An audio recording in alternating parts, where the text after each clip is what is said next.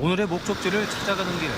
좁은 도로를 달리고 또 달리고 산속으로 들어갈수록 제작진의 불안감도 깊어만 갔는데요. 이번에 차에서 내려 다시 한참이나 걸어 올라갑니다. 촬영 장비 들고 산 넘고 물 건너 대체 어디로 가는 거죠? 드디어 눈앞에 한 건물이 보이는데요. 조심스레 문을 열었더니 이거 혹시 전기톱? 옆에 이건 칼? 망치? 여기서 대체 뭐 하는 거죠? 선생님 지금 뭐 하시는 거예요? 아보리스트 교육을 하기 위해서. 아보리스트요? 예. 무서운 거 아니에요. 숲을 사랑하는 사람들 아보리스트를 소개합니다. 여기는 강릉시 연곡면 삼산리.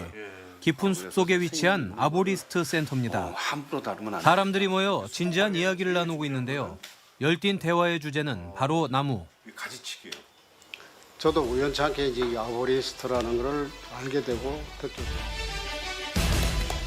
아보리스트란 나무에 올라 가지치기나 병해 충목 관리, 위험 수목 제거, 종자 채취 같은 일을 하는 수목 관리 전문가를 뜻합니다. 크레인이나 사다리가 닿지 않는 숲에서 혹은 문화재적 가치가 있는 보호수를 관리할 때도 아보리스트가 빛을 발하죠. 연령도 성별도 다양한 이들은 아보리스트가 되기 위해 찾아온 사람들인데요. 아보리스트의 꿈에 도전하는 수강생들과 함께 수목 관리의 세계를 만나러 가볼까요?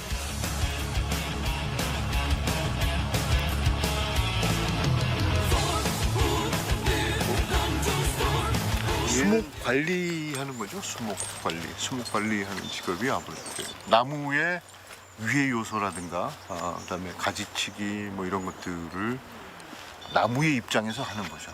지금 이제 저희 우리나라에서는 그 아보리스트 기능을 가진 사람들이 없기 때문에 처음부터 끝까지 한 14일 정도 2주간 교육을 한꺼번에 해요.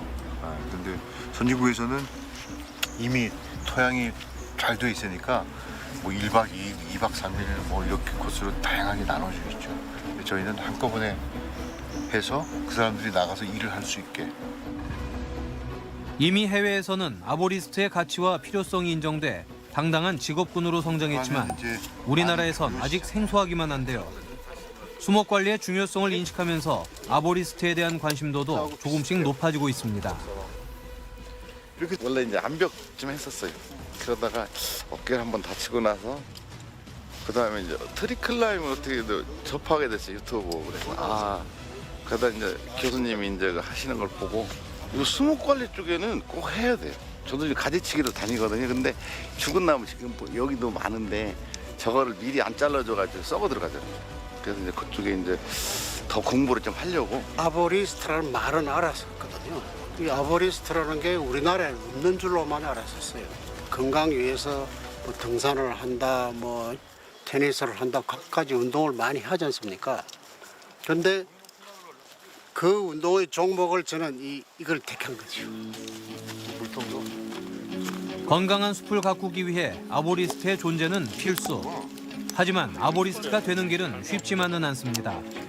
몇 가지 장비와 로프 하나에 의지해 15m 이상의 높은 나무 위로 올라야 하기 때문이죠.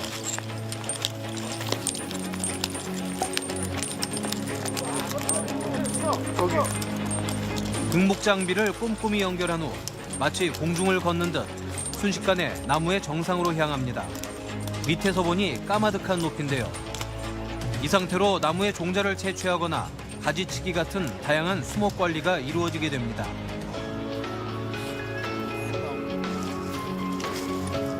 다른 장비를 쓰지 않고 오직 로프를 사용해 나무에 오르는 이유는 단 하나, 나무를 보호하기 위해서죠.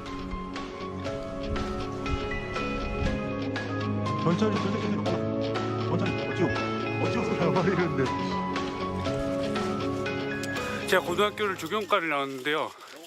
조경이 마당 안에서 하는 거라면 이 산림 쪽에서 하는 이거는 더 넓어요, 범위가.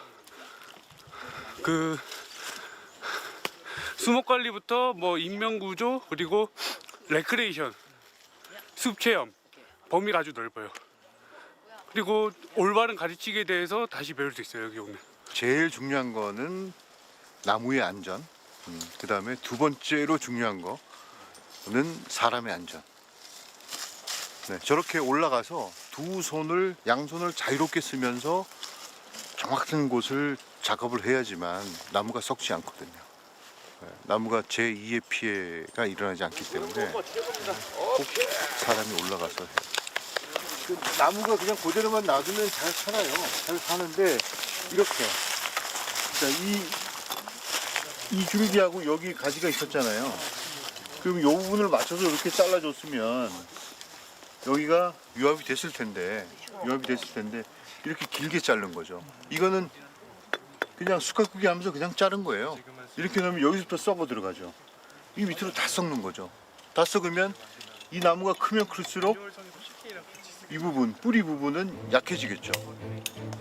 우리나라 전 국토 산이 다 이래요. 이렇게 썩었잖아요. 가지치기를 잘못하면 아물지 않은 단면으로 물이나 균이 침투해 나무가 썩어 들어갑니다. 방치된 나무는 천천히 죽어가고 썩은 가지가 떨어져 사람의 안전을 위협할 수도 있죠. 올바른 가지치기를 하기 위해선 나무의 생태를 이해해야 합니다. 아보리스트는 클라이밍 기술뿐만 아니라 수목에 관한 전반적인 지식이 필요한 일입니다. 현재 한국 아보리스트 협회에서는 아보리스트 민간 자격 교육 과정을 운영하고 있습니다. 2주 동안 수목 관리에 필요한 전반적인 교육을 받은 후 시험을 볼 수 있는 자격이 주어지는데요. 이 교육 과정을 살펴보면 곳곳에서 나무를 위한 배려가 돋보입니다. 높은 나무에 오르기 위해서는 먼저 가지에 로프를 연결하는 작업부터 시작되는데요. 나뭇가지가 다치지 않게 보호하는 사전 작업이 꼼꼼하게 이루어집니다. 로프를 올리기 위해서 사전 작업으로 이렇게 라인을 설치해서 로프를 올리기 위해서 하는 작업을 하고 있어요. 그러니까 로프를 올리기 전에 이제 드로우 라인이라 그래가지고 이 가는 줄을 먼저 걸어서 그거를 통해서 이제 마찰 보호기를 올리고, 마찰 보호기는 수목하고, 그러니까 나무의 수피하고 로프하고로 보호하는 장비거든요. 그걸 올리고 그 안에 다시 이 라인을 통해서 로프가 다시 올라가는 거예요. 울창한 숲속에서 아보리스트 교육이 계속됩니다. 이번엔 수강생들이 직접 나무에 오를 차례인데요. 다양한 매듭법과 장비 사용법을 익히기 위해선 실전만큼 좋은 게 없죠.